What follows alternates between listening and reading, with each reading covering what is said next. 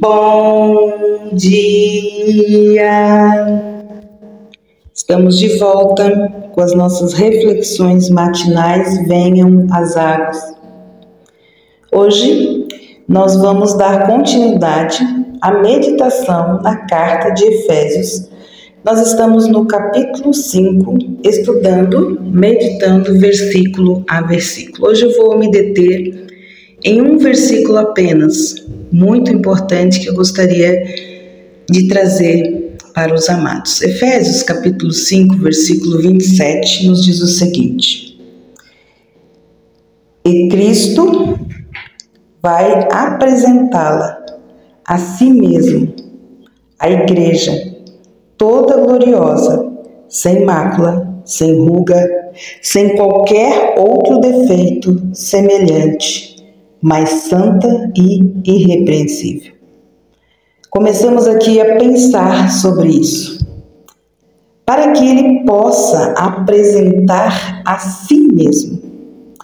No último dia, quando ele receber a igreja como sua esposa no céu, como nos diz Apocalipse 21:9, talvez a palavra preparar aqui expresse melhor o sentido neste presente, para que ele possa prepará-lo para si mesmo como uma igreja santa, para fazer para si mesmo uma igreja gloriosa, uma igreja cheia de honra, de esplendor e de beleza. Aqui a ideia é de brilhar ou de ser brilhante. Provavelmente exista aqui uma alusão a uma noiva adornada para o seu marido. Nós podemos ver lá em Apocalipse, capítulo 21, versículo 2, e também no Salmo 45, versículos de 9 a 14. Desafio você a fazer essa leitura. Este é o ideal, que a igreja seja digna do amor do noivo, a quem ela será apresentada. Apresentada como? Primeiro, não ter mancha. Não ter mancha, defeito ou qualquer impureza. Ou ainda mantém a alusão aqui a uma noiva e os seus cuidados tomados para remover todas as imperfeições. Mas também uma noiva sem rugas, ou seja, no vigor e na beleza da juventude, como uma noiva na qual não há rugas da idade, ou algo assim. Nada para deformar, ou para desfigurar, ou para ofender a sua beleza. A essa bela ilustração da glória final da igreja, o apóstolo foi guiado pela menção da relação do marido e da esposa, como nós vimos nos nossos devocionais anteriores. A tendência dos pensamentos aqui de Paulo, ele adorou permitir que as associações em sua mente, não importando o assunto, o atraíssem para o Redentor. A passagem aqui nos mostra que a igreja ainda será. Então haverá um período em sua história em que não haverá imperfeição. Quando não houver mancha, nem rugas, nem coisa alguma, no céu tudo será puro. Na terra nós estamos nos preparando para esse mundo de pureza. Não se pode negar que aqui há muita coisa imperfeita e impura. Mas naquele mundo futuro, onde a igreja será apresentada a Cristo, vestida com as vestes da salvação, não haverá um membro profano, um enganador, um hipócrita, um homem avarento ou avarenta, alguém que sofrerá os corações dos amigos, da pureza por uma vida profana, e em todo o milhão que será reunido, milhões e milhares de pessoas que serão reunidas de todas as terras e todos os povos, línguas e idades, não haverá inveja, Não haverá malícia, calúnia, orgulho, vaidade, mundanismo. Não haverá conflito irritante no coração com paixões más, nem qualquer outra coisa assim. Quão diferente da igreja como ela é agora e como devemos esperar por este mundo abençoado. Então, nós precisamos entender. Lá em Marcos 12, 18 a 26, diz assim: os filhos deste mundo, os habitantes da terra, casar-se-ão e dar-se-ão em casamento, como estando todos sujeitos à lei da mortalidade, de modo que a espécie precisa ser continuamente reparada. Mas aquele que obtém esse mundo, o mundo em que as almas santas entram na morte, ou seja, paraíso, como sabemos, será a ressurreição dos mortos. Deve-se observar que o nosso Senhor, de acordo com o estilo judaico daquele período, que chama apenas a ressurreição, que é a ressurreição para a glória dos filhos de Deus, em um sentido mais iminente. Então, quando se levantam novamente, depois de terem recebido a manifestação pública de sua adoção em Cristo Jesus, e recebendo também a redenção do seu corpo.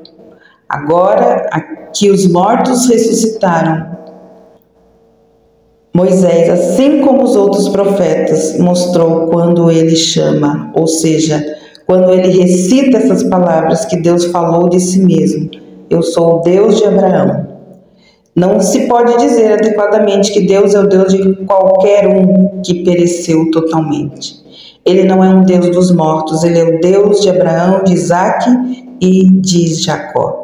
Não existe um Deus dos mortos, mas o Deus dos vivos, ou seja, o eterno Deus. Isso implica numa relação que não pode existir entre eles e os mortos.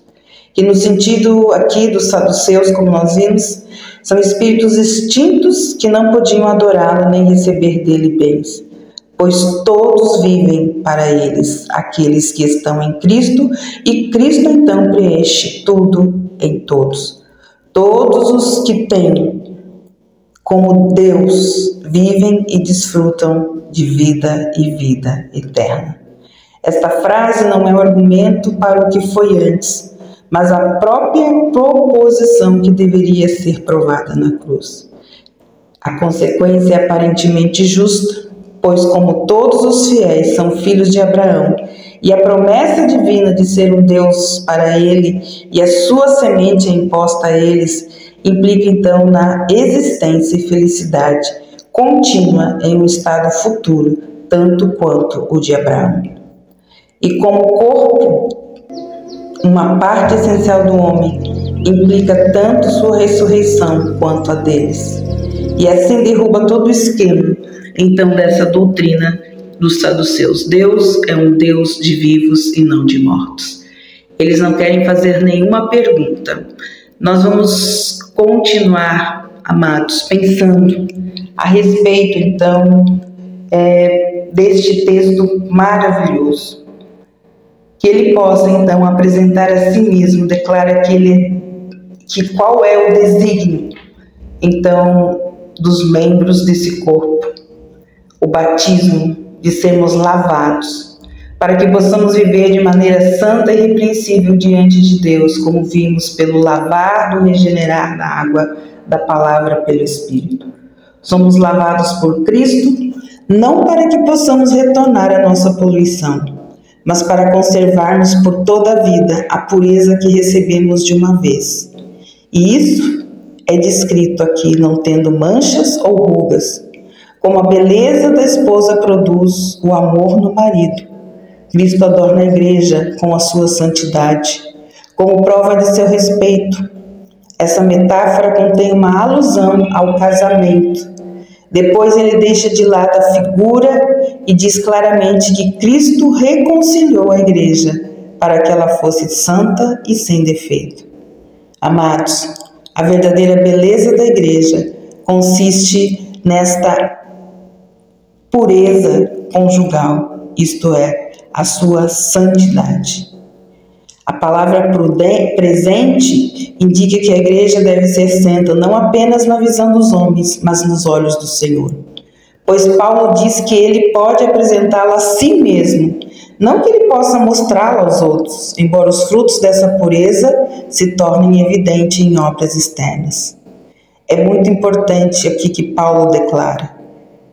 Paulo não declara o que foi feito, mas com que propósito Cristo purificou sua igreja. Agora, quando se diz algo, é feito para que outro possa seguir depois. Não podemos ficar ociosos, nós devemos continuar sendo lavados e regenerados pela água da palavra. Que a igreja gloriosa receba um noivo glorioso, sem mancha, sem ruga e também sem defeito.